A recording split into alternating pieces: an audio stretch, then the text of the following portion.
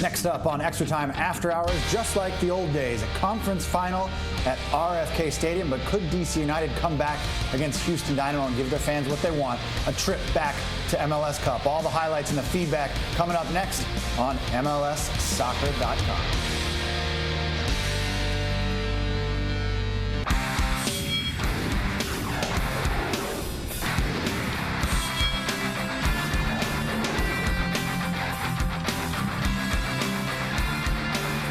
Greetings and welcome to another edition of Extra Time After Hours here on MLSsoccer.com with the guys, Simon Borg and Greg Lalas. I'm Nick Firchau. We're also joined tonight by the MLS Insider, Josh Weisenhunt. He's going to be handling all the comments and questions from Twitter. If you have a comment or question about anything we've seen this evening, let us know. Shoot us a note at Extra Time Radio on Twitter. Guys, we've just finished up wrapping the second leg, of the Eastern Conference Championship out at RFK Stadium, DC United and the Houston Dynamo. In this one, it ends 1-1, but that doesn't really matter in the end. The Houston Dynamo are moving on to another MLS Cup appearance, fourth in franchise history and second in a row after they won that first leg back to RFK Stadium, and they were able to get a 1-1 draw in this one. Greg, I'll start with you. The biggest headline for the Houston Dynamo in this one is? Well, I think it's pretty simple. Dynamo worked the game plan to perfection, get the job done again. Yeah. This is what the Dynamo do. They always get the job done, and that's, I think, what the headline will be in Houston. As far as DC is concerned, Greg, it's why couldn't Rosario play more minutes? That's what everyone's going to say. Once he came into this game, they created opportunities. I think in the first 5 minutes, they created 3 or 4 really good looks goal. Why could he have seen more minutes than 30? The injury issues were definitely a big one in this game, especially for DC United. There were some issues for guys like Chris Pontius, Brandon McDonald, and perhaps most importantly, you mentioned it, Simon, Dwayne De Rosario. We saw him come on in the second half. We're going to get to that a little bit later, but I want to remind everybody, any comments or questions on Twitter, let us know at Extra Time Radio. We've got our first question here from the MLS Insider. It's Josh Weisenhunt. Josh, what do you got? Pretty simple one, guys. This one comes from Isaac on Twitter out in Kansas City. He wants to know what exactly is the secret to Houston's success in the playoffs. The secret to Houston, that, if anybody else could figure that out, maybe Dominic Kinnear would be headed back to his 4th MLS Cup. This team did not play well on the road either of the last 2 seasons during the regular season. Then it comes to the postseason. He's got veterans there, and they grind out results. Yeah, and I think the secret actually is, Nick, that it's about execution as well. They have a game plan when they go into these games, and basically they're going to use their big bodies. Yeah. They're going to serve the ball into the box when they need to. They also have a little bit of creativity when they need that, whether it's Brad Davis with a little move that ends up scoring the goal. And most importantly, they have big veterans in the back that can get the job done. Bobby Boswell, we said it at halftime, and it continued in the second half. He was a beast, and that was huge for them. But I think people assume that Houston is just a good defensive team, and they park the bus, as someone tweeted out before this game. Who tweeted that out? Juan Agudelo. But the issue to me is you have to appreciate as well the fact that they attacked. They had countless looks at goal. Early on, they were aggressive. Adam Moffat chasing that ball on the goal. They are a good attacking team as well as defensive. Yeah, I think a lot of people expected the Houston Dynamo to sort of bunker in and see what they could do against this DC United offense, but they created chances right off the bat. Brad Davis was not shy tonight. He played very well. You mentioned the guys in the back, Greg, Bobby Boswell, but offensively, Houston came out to play. Adam Moffat and those guys, they showed up. Yeah, they did. Especially, I think they wanted to come out and send a message a little bit where, Will Broom was going to run at people. Adam Moffat made several deep runs, actually, that ended up coming out of the pressure that DC were pushing forward. So then Moffat could come out of that, and I think that they wanted to send a message that they weren't going to sit back the entire game and just try to, withstand pressure. And I think that was actually a really smart move from Dominic Kinnear. Well, the Houston Dynamo struck first in this game with a guy who did not obviously appear in MLS Cup last year. He wasn't on this roster, and he might play a very big part in a couple weeks here when the Houston Dynamo go back to the MLS Cup, either against the Sounders or the LA Galaxy. Boniek Garcia got this goal, a big mid-season acquisition for them, but Brad Davis did the dirty work, Simon. And yeah, go ahead, Simon. No, Boniek Garcia, to me, Brad Davis makes the run here, but you got to question Dejan Jankovic going in for the tackle there as early as he did. Leaves it to Boniek Garcia, who puts it the only place he could have. But look, in this case, to me, Bill Hamid gives him the roof of the net. Yeah, and I think also what's important here is you see how a team can take advantage of another team that's attacking forward.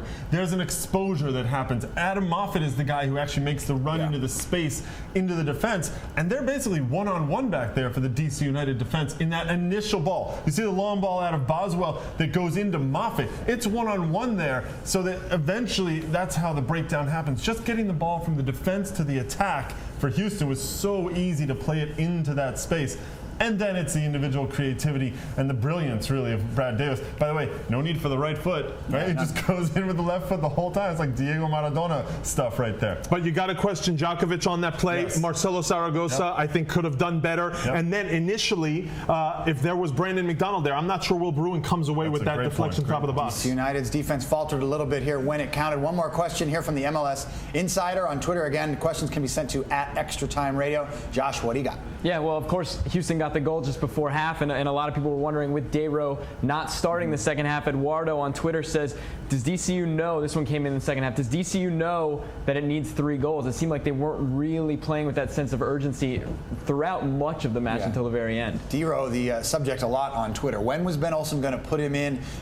Coming back from that knee injury, he finally did come in around the 62nd minute. He played a very big part. DC got a goal and this equalized this game, and Dero had a big part in it. Yeah, he did, but I think that the fact that he came in so late with only 30 minutes really shows that he wasn't healthy. I mean, this was a gutsy performance from Dero to go out on the field in this way. You said earlier, why didn't Dero play more minutes? But I just think that in this case, he's basically saying he doesn't have more minutes in him. That's basically what it came down to, I think. Well, I want to know, though, if I'm a DC fan, if that's related to what a doctor has told me, that a doctor says don't try him for more than 30 minutes. Because if it's about fitness, it's about does he have lungs enough to go 30 minutes? It's not about lungs. But it's not about that. It's really, it's about like how, like I think it goes like this for a coach. They say, he's not going to be able, like if you play the ball into him, he's maybe not going to be able to run onto it. So then you're losing possession again. If you play him for longer, you have more of those opportunities when that kind of thing could happen.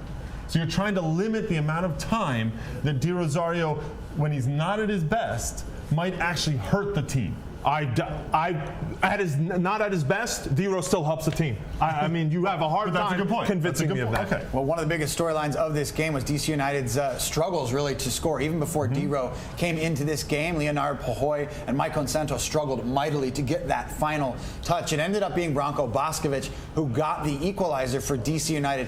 A little bit too little, too late for DC, but a nice goal nonetheless. A beautiful goal. And this is, I think, what they've wanted from Boskovic a little bit more. He obviously has creativity. And I think that this is also why Ben Olsen earlier in the year said we're going to keep him around. We want him on this team. We'll see what happens in this offseason with Boskovic, because I think they were expecting more from him this year. I know he had some injuries, but he's always had injuries since he's been here. Yeah. That's something a coach and a team will take into account. How healthy can he stay? How about another guy that was a buzz on Twitter, and that's Hamdi Salihi, who came on a DP for DC United and made absolutely no difference in this game other than the fact that he squandered some chances. What did DC do with this guy when so much money is sunk into a DP like that and he can't produce? I thought in this game, actually, Hamdi Salihi probably made more sense than Leonard Pajoy. Because Pajoy, for me, is to start. Yeah, to start. Because I think you knew that the ball was going to be going back and forth in the box. He's an in-the-box kind of guy. Pajoy, less so. Pajoy's the guy who's going to wrestle and muscle and hold the ball for you. I think Salihi could have been more helpful. Which is a little bit what Maicon Santos ended up doing. I thought that Maicon Santos did a really nice job in the beginning of winning the aerial balls as they were coming through. And I mean, eventually Boswell figured it all out. And really, when they started playing into Pajoy, that's when Boswell took over the game in that area of the field, because he was able to step in front of Pajoy more than once. Well, either DC's offensive struggles or Houston's defensive prowess, doesn't matter. The Houston Dynamo are moving on to the MLS Cup. Again, they're 4th in franchise history and the 4th for Dominic Kinnear. Bobby Boswell's going back to another one. He's played so well. He's going to have a little bit more focus on him this time around because there is no Jeff Cameron in the 2012 edition of the Houston Dynamo in the Cup. Brad Davis going back. This is a big storyline here. Brad Davis is healthy for this one. He did not play, don't forget, against the LA Galaxy last year because of that injury in the Eastern Conference Final. He got out of this one unscathed. We'll see how he can perform in a couple weeks. Another question from the MLS Insider, Josh Weisenhunt. What do you got, Josh? Yeah, we just brought it up, Nick. Dan Fleming on Twitter asks, looking ahead to MLS Cup for Houston. What is their biggest strength against whoever they might face, LA or Seattle? And what is their weakness? They've looked very strong over the last 4 games or so, but where can they be had, do you guys think? Well, I think one of the biggest weaknesses here could be injuries. Again, Ricardo Clark went down in this game. He came back. He's played so well for them halfway through the season since he was acquired, but he went down late in this injury and told Kyle Martino from the NBC Sports Network that it was that groin issue that he struggled with. If he's not in that game, that's a huge disadvantage for Houston. And I think that it's no coincidence that when Ricardo Clark went out of this game, that's when DC started to find some places coming out of the midfield. So I agree with you. That would be a weakness if there's no Clark sitting in that midfield.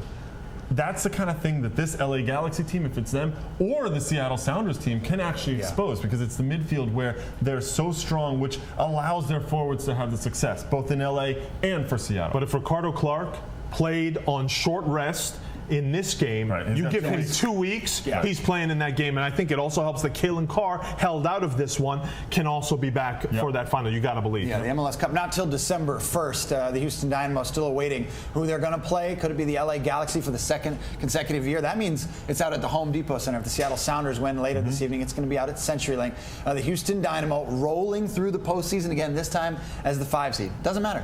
They go to Chicago, they get a win. They play very well against Kansas City, and they wrap this one up against DC United in the Eastern Conference Championship. Again, the Houston Dynamo in their 4th MLS Cup in franchise history. You can check it out on December 1st. Come back with another edition of Extra Time After Hours later this evening after the Western Conference Finals, the LA Galaxy and the Seattle Sounders, 9 p.m. Eastern on ESPN. You can catch a live chat on MLSsoccer.com. That does it for us. For the MLS Insider, Josh Weisenhunt, Simon Borg, and Greg Lalas, and all our crew, we'll see you back in a couple hours here on Extra Time After Hours on MLSsoccer.com.